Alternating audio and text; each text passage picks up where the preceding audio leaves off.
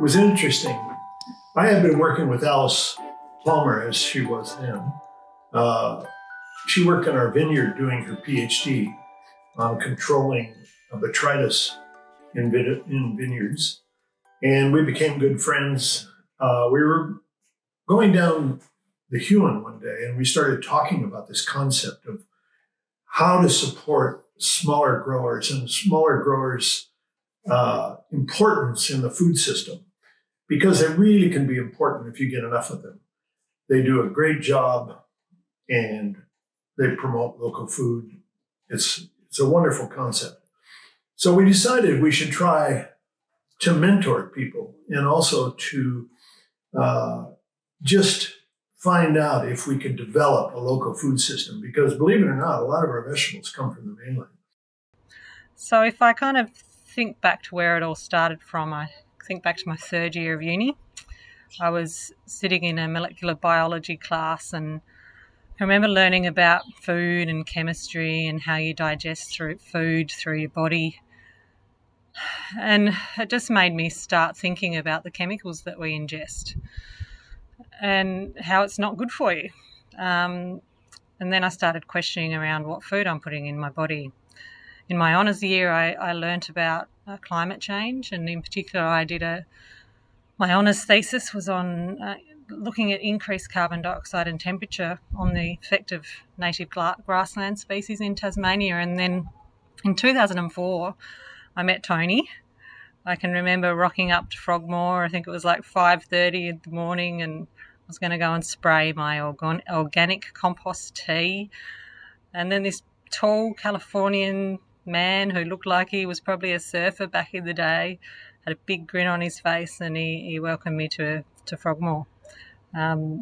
Little did I know that over the next kind of 15 odd years that he'd teach me all about sustainable farming practices, viticulture, the loop key system of composting, how to weed naturally.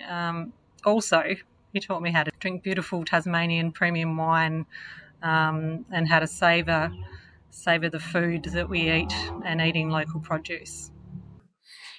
So we decided to start Sprout, and Alice was a wonderful person to organize and set up an organization, whereas I really didn't have those skills. So we were a good team, I think, and there were some really great people that we got on the board to start with, and we just went from there. And our main goal was to get a local food system that we could get a lot of consumers to buy into. And that not only meant trying to develop small growers to grow any number of things, but also to develop consumers to change their habits of going to a large supermarket once a week and buying fresher local food.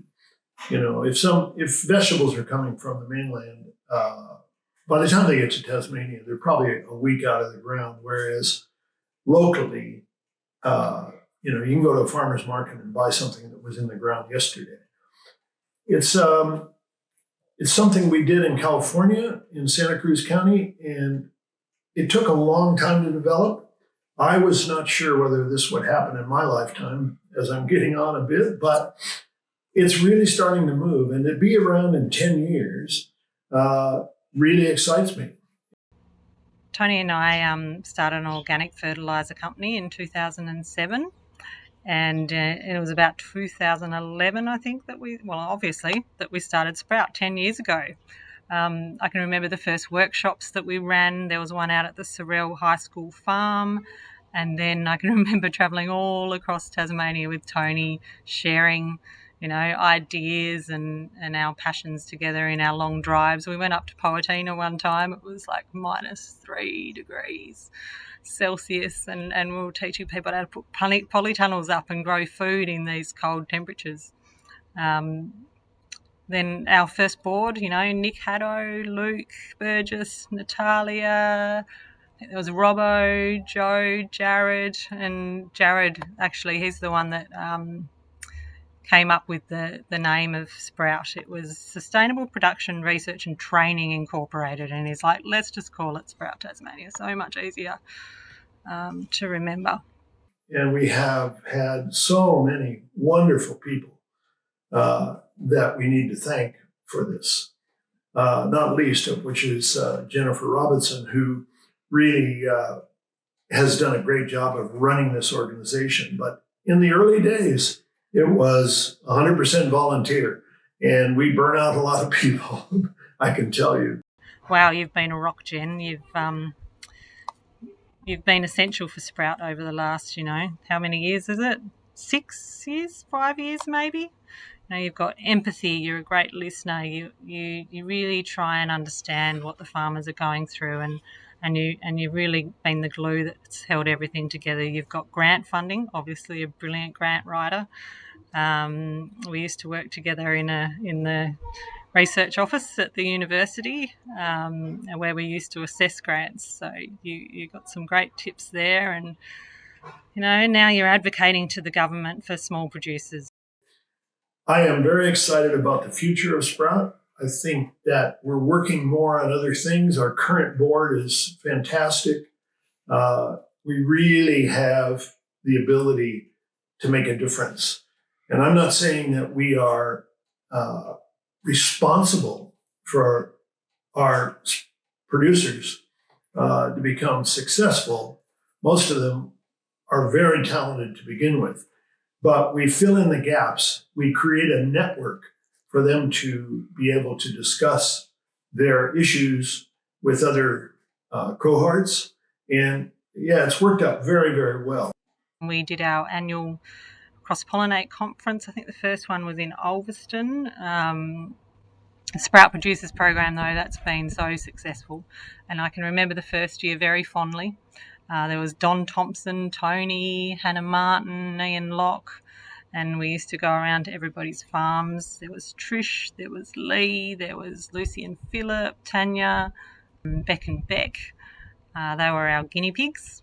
We had a really great year together, and we've had 40 Sprout producers go through the program. It's so impressive. I love watching Sprout on social media. Please keep putting more posts up. Love seeing the farms that you go to. So the producer program is really I think our best part of Sprout at this point, but we're trying to develop a lot of other things to fix problems that small producers have, which I don't know that other organizations are looking at, but it needs to happen because they're at a disadvantage because aren't conceived to be really relevant in the whole scheme of things. But you get 100 of them together, and they're very relevant in the local system. So I think we'll get fresher food. We'll get a lot of other advantages to a local food system rather than trying to get things from other places. To be honest with you, I feel very proud. It's one of the most important things, I think, in my lifetime. That may sound strange to some people, but I also feel very humble if I look at the outcome of how our producers have done. It just amazes me. They're amazing, not just amazing growers and producers of food, but they are just great people. And they have done an amazing job. And if there wasn't a Sprout, we wouldn't have a network. Maybe we would have these people, but we wouldn't have a network of people that can then discuss things with their cohorts and really move to the top of the food chain, so to speak. One of the things that I'm not happy with is the industrialization of agriculture. And this is, of course, a move against that. So we're looking for great tasting tomatoes, not tomatoes that will travel for 7-10 days and then have 5 days shelf life.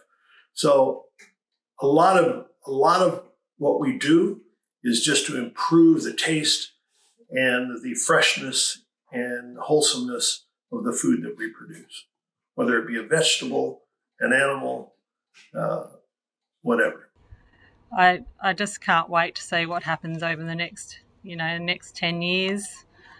It's a great network that we've formed. It's invaluable. There's peer mentoring, there's sharing of ideas, helping each other through challenges, supporting each other, and most of all, making new friends. And looking forward to, maybe one day, who knows, we'll have a Sprout Australia. Jen, let's have a chat. Or who knows, maybe Global Sprout Network. That would be amazing. Hope you have a fantastic day today, everyone, and I'll hopefully see you all back in Tassie very soon. See ya. I'd like to wish Sprout an amazing 10th birthday, and I hope there's many, many more, and I think there will be. And to all the people that have contributed, I just want to say thank you. It's humbled me greatly. Thank you very much.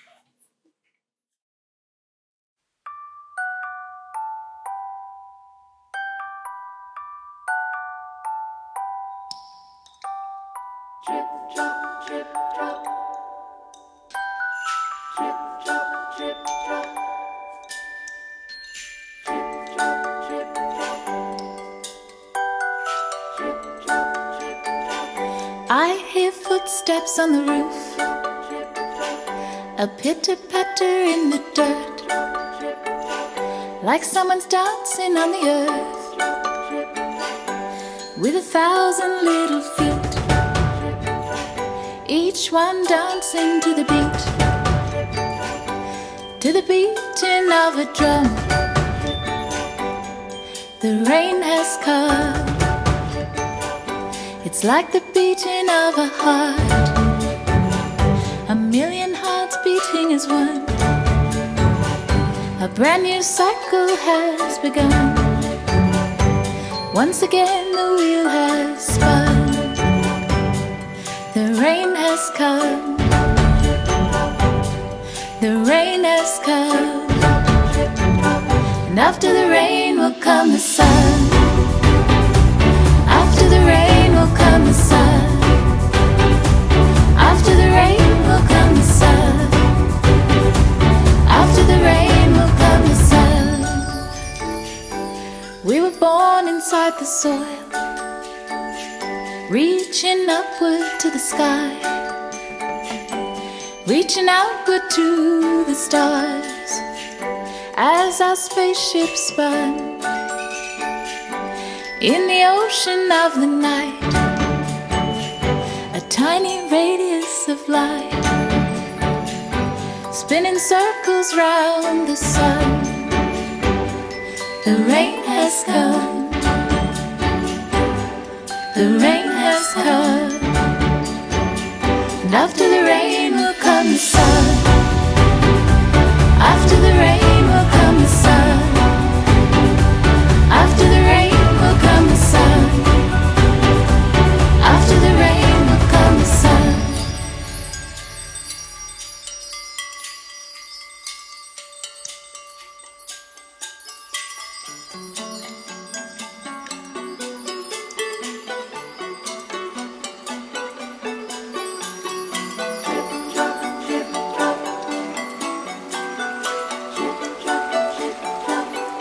Falling softly from above, like whispered words of love, upon our earth so young. The rain has come, and inside each and every drop, from the bottom to the top, the song of all of us is sung.